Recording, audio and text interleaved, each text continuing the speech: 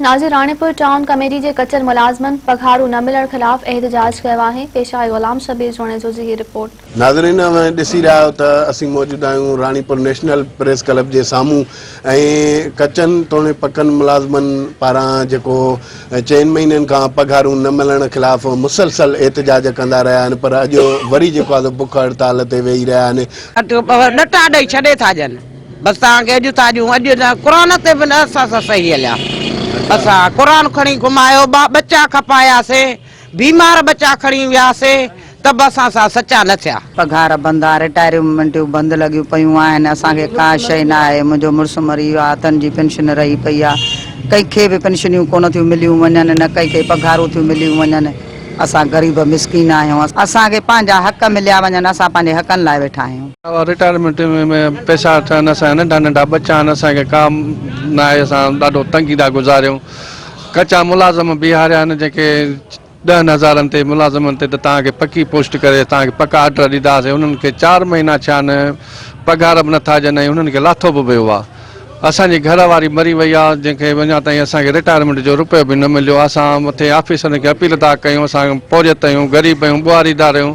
असां ते महिरबानी करे असांजे बच्चनि ते तरस खाई असां क़ुर बि फिराया अथऊं, बाज़ारुनि में बच्चा बि खपाया अथऊं, पर हिते कंहिं बि असां सां हमदर्दी न कई आहे। जेके मथे ऑफिसर वेठा आहिनि, असां उन्हनि खे अलाह जो वास्तो विझी था चऊं त असांजे बच्चनि ते, असांजे हाल ते रहम कयो, असांखे पंहिंजो हक़ वठराइजो। इहो ॿुधायूं था दुनिया खे त रानीपुर में इंसाफ़ जी फराहमी कोन्हे, रानीपुर में इंसाफ़ कोन्हे, ला कानूनियत रानीपुर में शहर में आहे, जिते टाउन जे पैसे ते नंढनि ग़रीबनि मिसकिननि जा घर नथा हलनि, पर वॾनि माण्हुनि जा घर था हलनि। इन मां साबित थी चुको आहे त टाउन कमेटी 12 साल अंदरि जेको मिसकिन पौरियो कंदड़नि जो इस्तेसाल कयो वियो आहे, हक़ गज़ब कयो वियो आहे।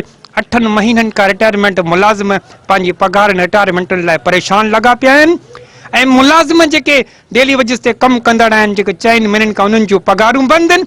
ऐं ही जुमिलो ज़रूरु चवां थो, पीपी क़यादत ऐं बिलावल भुट्टो ज़रदारी ऐं तक जे MP अहमद रज़ा जिलानी खे चवां थो त गुज़िरियल 4 सालनि में असांखे तो चेयरमैन फयाज़ हुसैन शाह जिलानी जेको अहिड़ो करप्ट तरीन चेयरमैन ॾिनो, जो टाउन खे खसारो ॾियण आहे, अरबे रुपयनि जी करप्शन कई आहे, पर रानीपुर में बैंकुनि जूं पघारूं बि खाई वियो आहे। दोस्तो तव्हां ॾिसी रहिया हो त हिननि असांजे चूंडियल नुमाइंदनि जो को ज़मीर कोन थो जागे। ख़ुदा न त क़ुर पाक जो फरमान पढ़ो त सफ़ाई निसफ़ ईमान आहे। हिननि ग़रीबनि मिसकिननि कहिड़ो ॾोह कयो आहे जो हिननि जूं पघारूं बंदि आहिनि।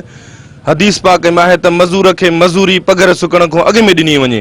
हिननि कहिड़ो ॾोह कयो, जिन जा चुल्हा कोन था ॿरनि। हे पुराणो मीटर आहे, घणनि महीननि को मीटर आहे। ख़ुदा रा असां अपील था कयूं, ख़ुदा वास हिननि ग़रीबनि जो हक़ कयो, खे पघार ॾियूं।